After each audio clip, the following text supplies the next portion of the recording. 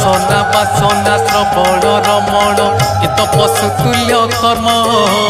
मनीष जीवन पाइछु जदि तू करि जा किछि पुण्य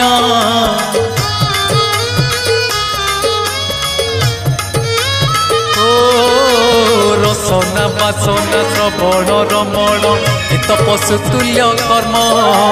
मनीष जीवन पाइछु जदि तू करि जा किछि पुण्य एई माटी देह बौला गाई जोठू आसीछि जीव पळेई एई माटी देह बौला गाई जोठू आसीछि जीव पळेई तो साथी रे जीवेनी केही ठीक जीवन तो सेई जिए प्रभु नाम धरे नाही ठीक जीवन तो सेई जिए प्रभु नाम धरे नाही।